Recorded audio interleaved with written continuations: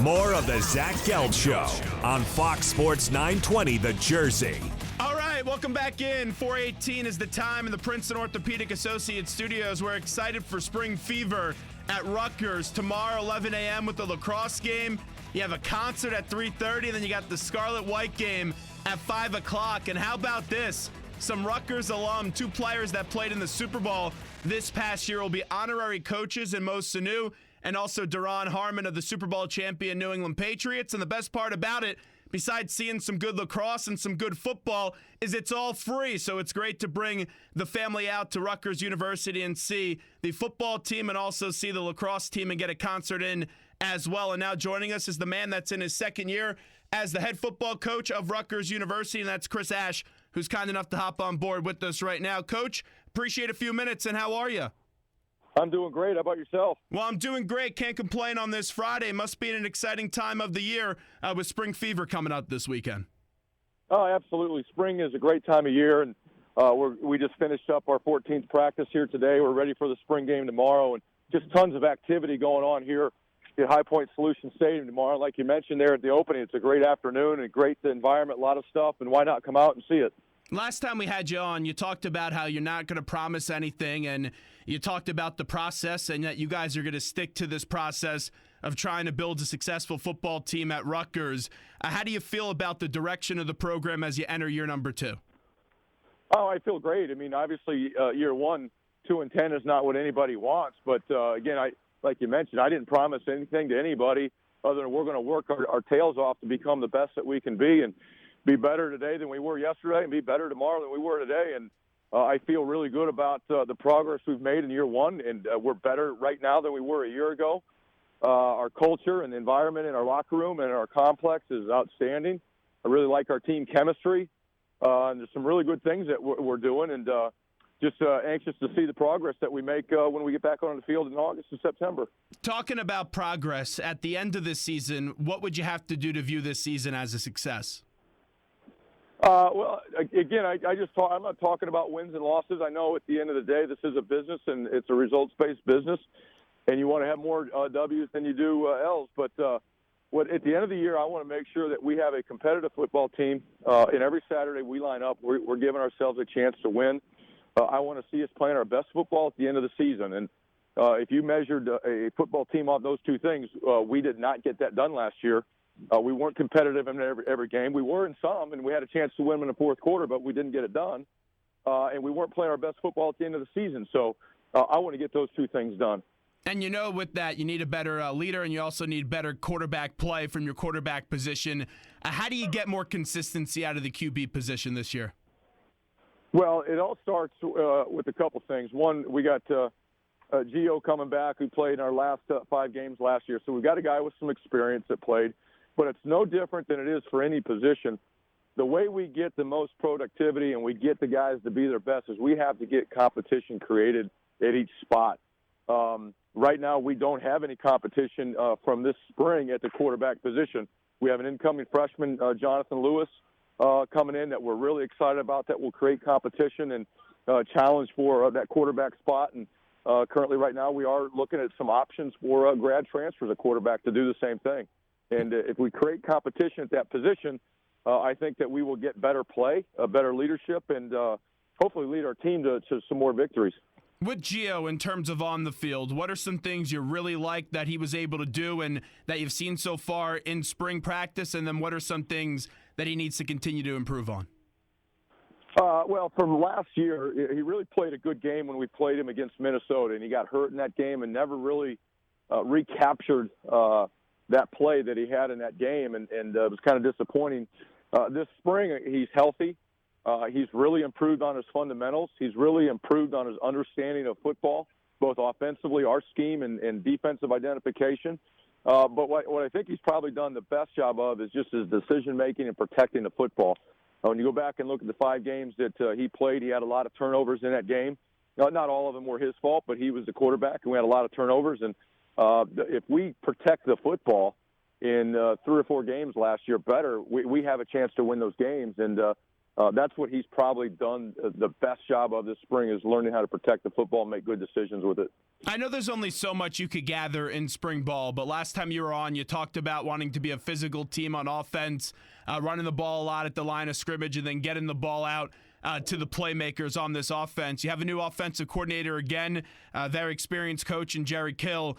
Just with this offense right now in the spring, what are some things that you're seeing right now that could give Rutgers fans some words of encouragement going into the season with the offense? Well, I'll start. Our focus has been on the offensive line and the run game and pass protection. We have been very limited with the wide receivers that we've had available to practice in the spring. Janarian Grant's been out. Amir Mitchell tore his ACL. Damon Mitchell we've limited because of some soreness and stiffness and just didn't want to get him hurt. We've had some other guys banged up, and then we got a bunch of freshmen coming in here this fall. So our focus has been primarily on the run game and getting more physical with the offensive line. I think we've accomplished that. I really like the way that we're running the ball right now in practice. I think our offensive line is playing more physical. They're using better fundamentals, better pad level. So I think we've drastically improved in that area. Now we do have to, this summer and this fall, we've got to get our passing game developed and get back to being able to be a balanced football team with that. But we did not get to as developed as I would have hoped in that area just because of the limitations at the wide receiver spot.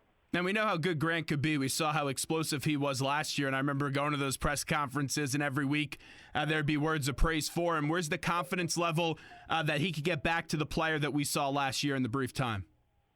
No, he'll get back to that. He's not 100% right now, but he's not far from it. And through the months of May, June, and July, and August, he'll be back at 100%, and we'll have that same Janarian Grant out there this fall making plays. We just got to keep him healthy. And the other thing, though, that we have to do is make sure we develop some other playmakers. We can't rely just on Janarian Grant. We've got to be able to be a running threat and have a productive tailback. And we've got to have some other wide receivers step up and become playmakers that defenses can't just focus on Janarian Grant. And then we do so many different things with Janarian that we put him in a position where he gets hurt. And that was kind of the case last year. I mean, he was clearly our number one playmaker, and we had to try to do a lot of things to get the ball in his hands. And, eventually he got hurt. But we've got to develop some other guys around him so he can stay healthy and really be productive for us and lead the offense the way we need him to. Like you're saying, depth's been a problem so far, but who's been surprising you so far, who you're seeing really make some improvements as you get ready for year number 2? Well, we've had a lot of guys improve on both sides of the ball. Defensively, I'll start there. I really like the way our secondaries looked this spring. Our corners, 2 years ago, Blesson Austin and Isaiah Wharton were thrown as freshmen. They weren't ready. Last year, they drastically improved, and I think they're playing at a high level right now this spring. I like our safeties, Kai Hester and Saquon Hampton. Deontay Roberts at linebacker, I think, is the most improved player on a football team. He was a new starter last year. He wasn't big enough, strong enough, experienced enough. He's had a tremendous offseason. I'm really fired up about him right now. He has made our defense much better this spring just with his individual improvement.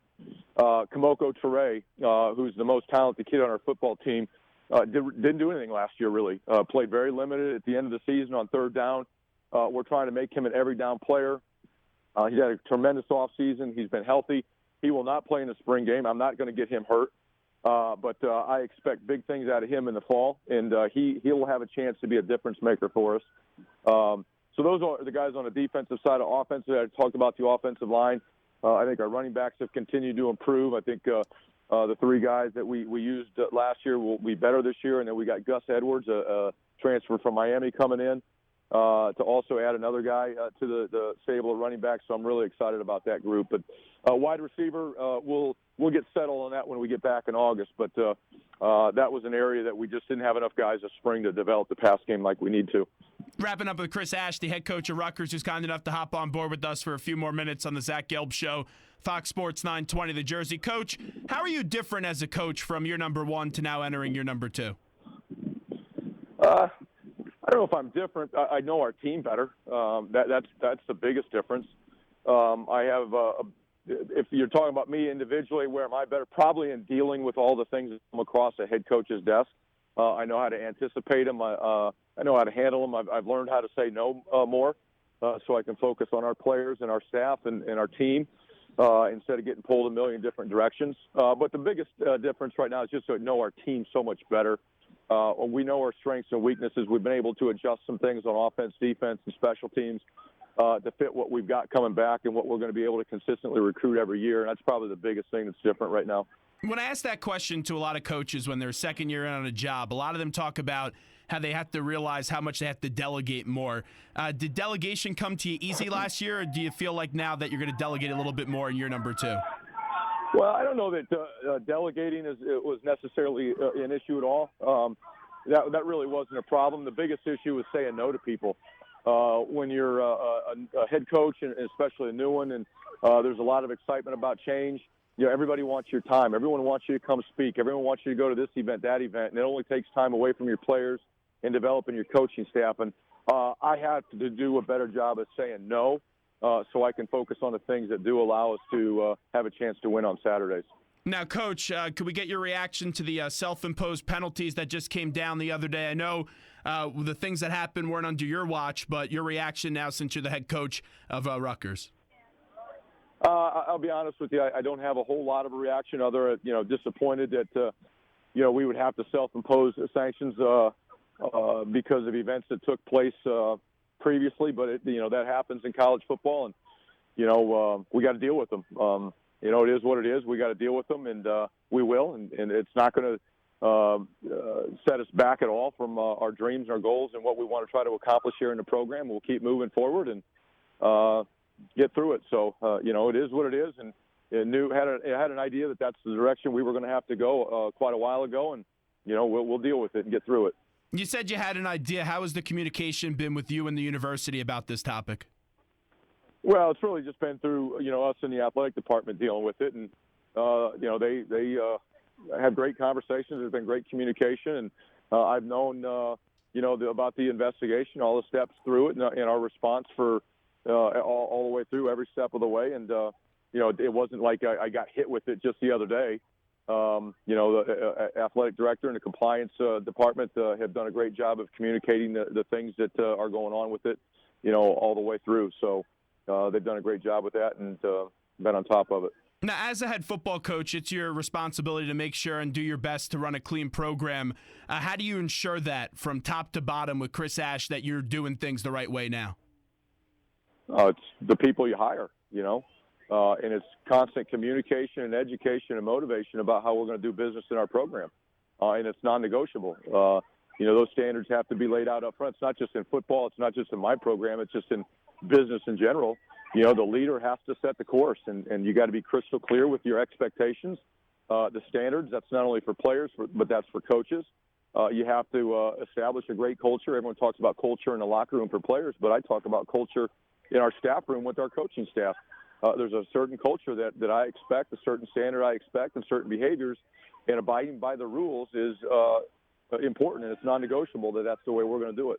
Well, Coach, it should be fun tomorrow, 11 a.m. with the lacrosse game. Then you got the concert at 3:30, and then the Scarlet-White game at 5, and Mohamed Sanu and Duran Harmon will be on hand. Coach, we appreciate you taking a few minutes out of your schedule. Thanks so much. Not a problem. I appreciate you guys having me.